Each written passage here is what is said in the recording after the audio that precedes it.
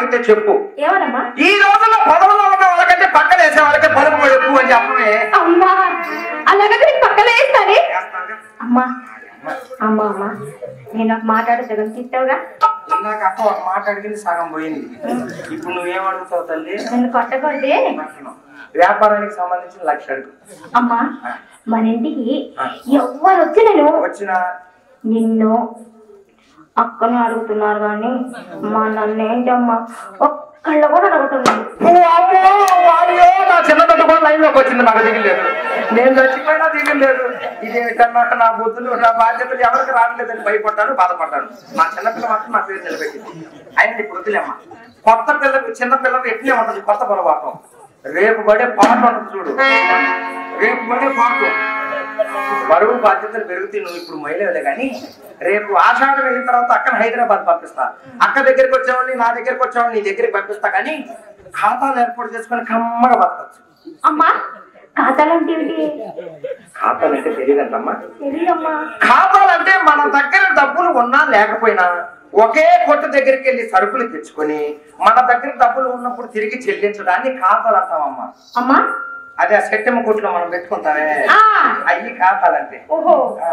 ఆ ఖాతాలు ఏర్పాటు చేసుకున్న తర్వాత మన దగ్గరకు వచ్చేవాళ్ళని మనమంటే కొద్దిగా పిచ్చి కలిగించాలి. అమ్మా ఊరుకోవే, పిచ్చి అలా కలుగుతుంది. పిచ్చి ఊరకనే కలగదు, మరి ఎలా?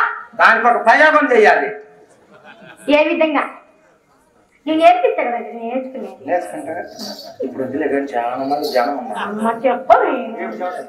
అంత తొందరపడతావు నువ్వు మరి. అందుకే నన్ను ఇది అంత తొందర ఉండదు. అందుకే 7 నెలల పుస్తకం బయటకు వచ్చింది. చిన్నప్పుడు బయటకు పోయినప్పుడు మాస్టర్ గారిని ఇలానే అడుగుతాం. ఇలానే అడుగుతాం. అన్నం వంటల్లో పచారీ షాపుకి పోయి 3 సరుకులు తీసుకురా. ఏం సరుకులు అవి? ఇట్లా ఒక 50 గ్రాముల సైంధవ లవణం. 50 గ్రాముల సైంధవ లవణం. అమ్మ దాని పేరు నాకు రాదు కదే. ఒక 100 గ్రాములు జాజికాయ జాపత్రి జపాటికటి మార్చి. ఇంకొకటి ఒక 2 గ్రాములు ములింగ ఒక్క. అమ్మా అసలు ఇవన్నీ ఉన్నాయి నిజంగా? ఇవన్నీ తీసుకొచ్చి ఈ వేలును బాగా ఈ వేలుతో మెత్తగా పొడి చేసుకోవాలి. అమ్మా చేతికి 5,000 ఉండగా చిటికినే లేసి ఇలా ఎందుకు రంగరించాలి? మనం బయటకు పోయినప్పుడు మాస్టర్ గారిని ఎలా నడిస్తే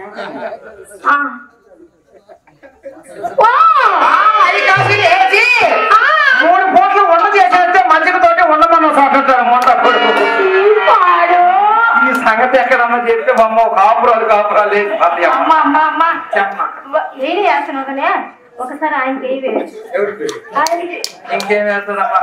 బడబడబడడానికి ఉండను వేసి తీసి కక్కించుకొని మింగించుకొని లోపలంతా ఉండగచ్చిందమ్మా. ఇంకా ఆయనకి వేసే అవకాశమే లేదు. మన పరిధి దాటిపోయాడమ్మా.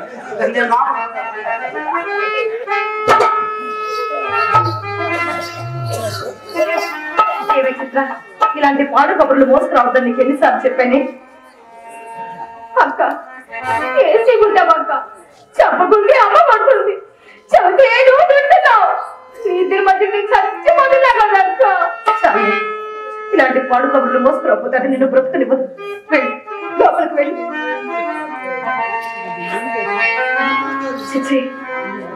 ఏమి వృత్తి ఇది? పాడు వృత్తి కదా. శాంతము జను సగింపవలయో వాణి